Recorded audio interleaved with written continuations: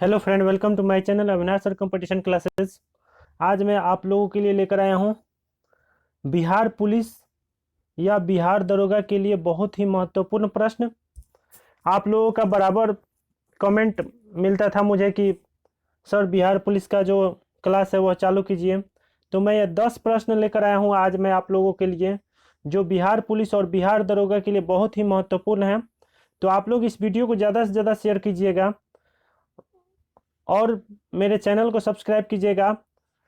अगर आप लोग मेरे चैनल पे नए आए होंगे तो मेरे चैनल को सब्सक्राइब कीजिएगा और इस वीडियो को ज़्यादा से ज़्यादा शेयर कीजिए। मैं आप लोगों के लिए रेगुलर अब बिहार पुलिस और बिहार दरोगा के लिए 2 क्लास रेगुलर मैं आप लोगों को देने वाला हूं।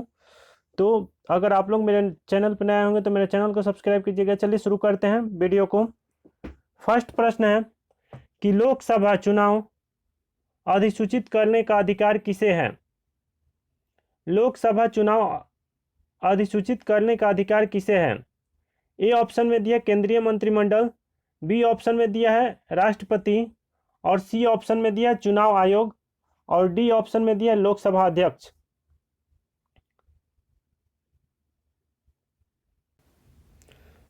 मैं आंसर बताने से पहले मैं आप लोगों का इस क्वेश्चन के बारे में कुछ बता देता हूं। लोकसभा चुनाव अधिसूचित करने का अधिकार चुनाव आयोग को है। किसको है? चुनाव आयोग को है। लोकसभा चुनाव अधिसूचित करने का अधिकार चुनाव आयोग को है। चुनाव आयोग एक स्वायत्त एवं अर्ध न्यायिक संवैधानिक संस्था है। चुनाव आयोग की स्थापना 25 जनवरी 1950 को की गई थी। निर्वाचन आयोग का यह उत्तरदायित्व है कि वह निर्वाचनों का पर्यवेक्षण, निर्देशन तथा आयोजन करवाए। साथ ही वह राष्ट्रपति, उपराष्ट्रपति, सांसद, लोकसभा एवं राज्यसभा दोनों का संसद तथा राज्य विधानसभाओं के चुनाव तथा निर्वाचन नामावली तैयार करवाता है। तो लोकसभा चुनाव अधिसूचित करने का अधिकार किसे है? तो आंसर होगा चुनाव आयोग। आंसर होगा चुनाव आयोग।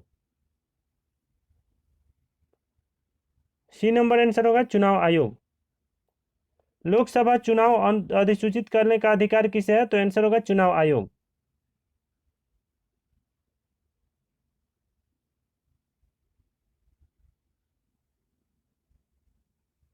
दो नंबर प्रश्न, कलकत्ता मदरसा भारत में किस राज्य संचालित शैक्षणिक संस्थान द्वारा स्थापित किए गए थे? कलकत्ता मदरसा भारत में राज्य संचालित शैक्षिक संस्था किसके द्वारा स्थापित किए गए थे? तो ए ऑप्शन में दिया सैयद अहमद खान, बी ऑप्शन में दिया लॉर्ड विलियम बेंटिक, और सी ऑप्शन में दिया लॉर्ड वारेन हेस्टिंग्स, और डी ऑप्शन में दिया लॉर्ड वेलेस्ले। तो लॉर्ड वारेन हेस्टिंग्स एक राजनीतिक लॉर्ड वारेन हेस्टिंग्स एक अंग्रेज राजनीतिज्ञ थे जो फोर्ट विलियम प्रेसिडेंसी के प्रथम गवर्नर तथा बंगाल की सुप्रीम काउंसिल के अध्यक्ष थे। ये 1773 से 1785 ईस्वी तक भारत में कंपनी के अधीन प्रथम वास्तविक गवर्नर जनरल रहे। इन्होंने 1772 ईस्वी में प्रत्येक जिले में एक फौजदारी तथा दीवानी अदालतों की स्थापना की तथा 1781 ईस्वी में कलकत्ता में मुस्लिम शिक्षा के विकास के लिए प्रथम मदरसा भी स्थापित किए। तो 2 नंबर का आंसर होगा सी नंबर आंसर होगा कलकत्ता मदरसा भारत में राज्य संचालित शैक्षिक संस्थान किसके द्वारा स्थापित किए गए थे? तो आंसर हो जाएगा लॉर्ड वारेन हेस्टिंग्स। आंसर हो जाएगा लॉर्ड वारेन हेस्टिंग्स। आंसर होगा सी नंबर।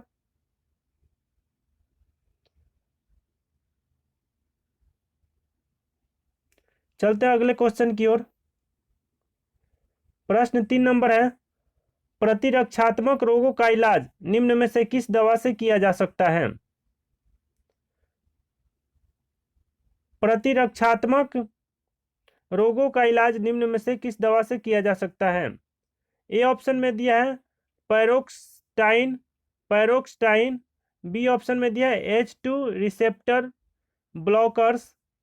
और सी ऑप्शन में दिया है एसिटालोपराम। सी ऑप्शन में दिया है एसिटालोपराम। डी ऑप्शन में दिया है गामा ग्लोबुलिन।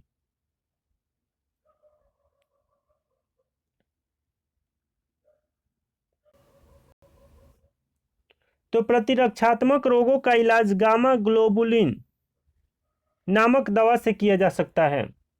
गामा ग्लोबुलिन का ग्लोबुलिन का एक वर्ग है जो सीरम प्रोटीन वैद्युत कण संचलन के बाद अपनी स्थिति से पहचाना जाता है। सबसे महत्वपूर्ण गामा ग्लोबुलिन इम्यूनोग्लोबुलिन है। गामा ग्लोबुलिन इंजेक्शन आमतौर पर बीमारी के खिलाफ रोगी की प्रतिरक्षा को अस्थायी रूप से बढ़ाने के प्रयास में दिया जाता है। तो आंसर होगा 3 नंबर का आंसर होगा डी नंबर। 3 नंबर का आंसर होगा D number gamma globulin. Answer होगा D number gamma globulin.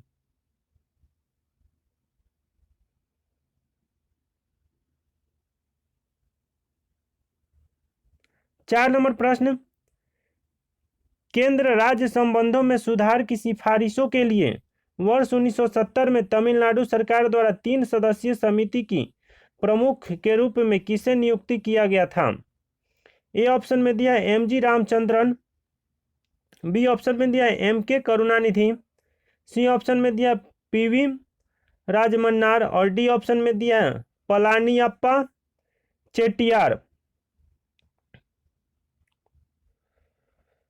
Rajamannar समिति का गठन केंद्र व राज्यों के बीच विवादों को सुलझाने के लिए वर्ष 1970 में किया गया था, जिसके प्रमुख पीवी राजमन्नार थे। तमिलनाडु सरकार द्वारा केंद्र व राज्य के बीच संबंधों पर विचार करने के लिए यह समिति गठित की गई थी। तो 4 नंबर का आंसर होगा सी नंबर। आंसर होगा 4 नंबर का आंसर होगा C number P V Rajamannar. 4 number प्रश्न है, केंद्र राज्य संबंधों में सुधार की सिफारिशों के लिए वर्ष 1970 में तमिलनाडु सरकार द्वारा 3 सदस्यीय समिति के प्रमुख के रूप में किसे नियुक्ति किया गया था? तो आंसर होगा सी नंबर पीवी राजमन्नार।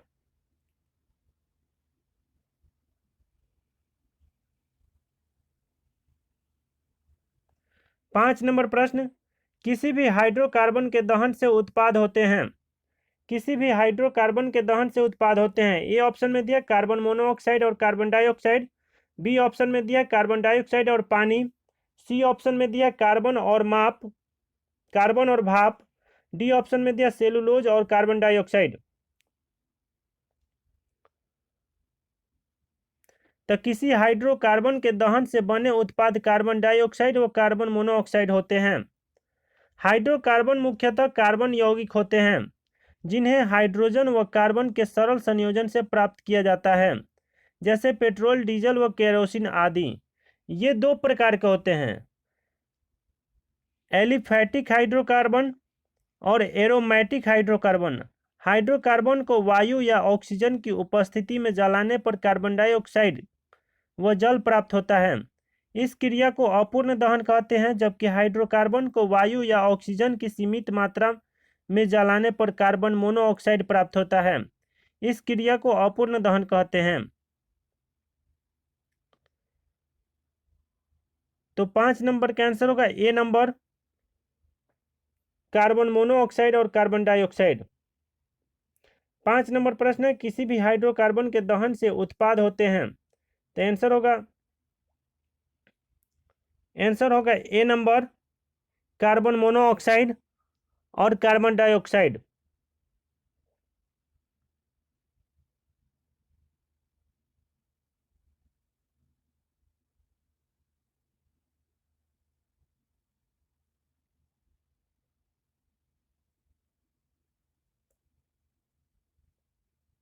छह नंबर प्रश्न, पीतल और कांस्य में कौन सा साझा तत्व होता है? पीतल और कांस्य में कौन सा साझा तत्व होता है?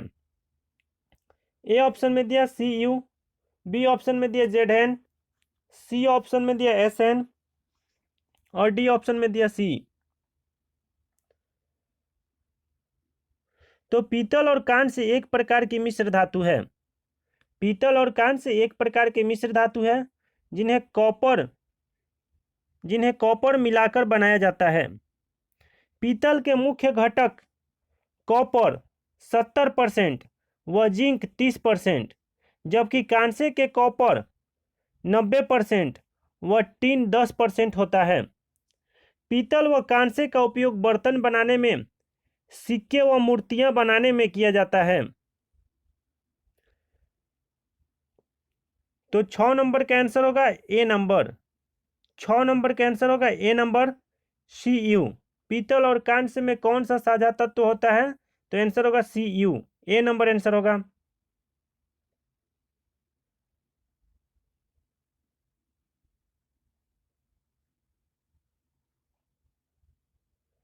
सात नंबर प्रश्न, जब एक वस्तु चलती अवस्था में हो तो उसका डैश हमेशा बदला जाता है। जब एक वस्तु चलती अवस्था में हो तो उसका क्या हमेशा बदला जाता है? ए ऑप्शन में दिया वेग, बी ऑप्शन में दिया त्वरण, सी ऑप्शन में दिया स्थिति सदिश और डी ऑप्शन में दिया समगति।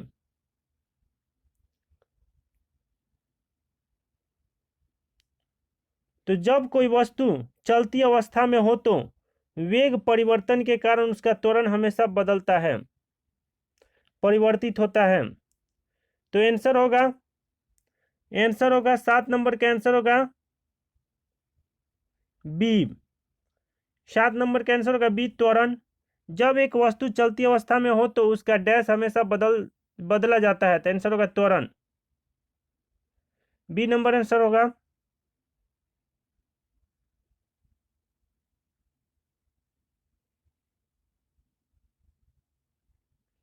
निम्न उपकरणों में से कौन सा उपकरण विद्युत चुंबकीय प्रेरण के सिद्धांत पर काम करता है?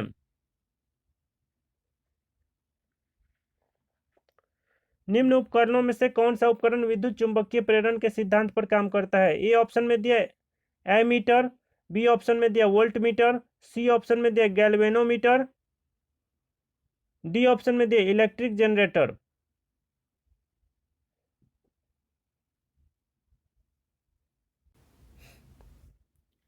गैल्वेनोमीटर या धारामापी विद्युत चुंबकीय प्रेरण के सिद्धांत पर कार्य करता है। यह किसी विद्युत परिपथ में विद्युत धारा की उपस्थिति बताने वाला एक यंत्र है। इसकी सहायता से 10 के पावर -6 एम्पियर तक की विद्युत धारा को मापा जा सकता है। तो 9 नंबर का आंसर होगा, सॉरी 8 नंबर का आंसर होगा गैल्वेनोमीटर। निम्न उपकरणों में से कौन सा उपकरण विद्युत चुंबकीय प्रेरण के सिद्धांत पर काम करता है? तो आंसर होगा सी नंबर, गैल्वेनोमीटर।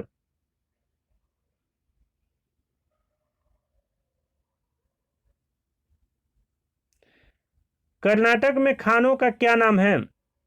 कर्नाटक में खानों का क्या नाम है जो 100% निर्यात इकाई हैं? ए ऑप्शन में दिया है बालघाट खान, बी ऑप्शन में दिया खेतरी खान, सी ऑप्शन में दिया कुद्रेमुख खान और डी ऑप्शन में दिया इनमें से कोई नहीं। ए ऑप्शन में दिया बालघाट खान, बी ऑप्शन में दिया खेतरी खान और सी ऑप्शन में दिया कुद्रेमुख खान और डी ऑप्शन में दिया इनमें से कोई नहीं।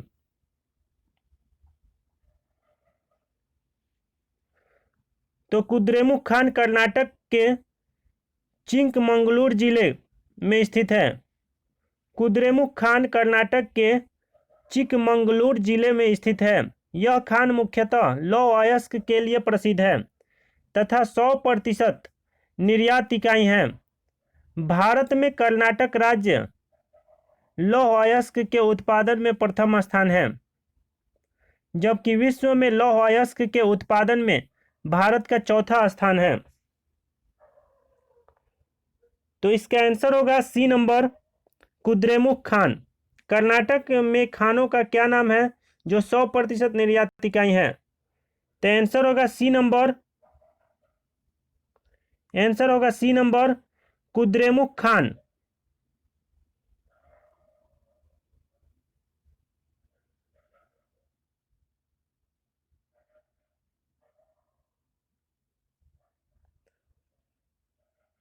अब 10 नंबर प्रश्न और लास्ट नंबर प्रश्न।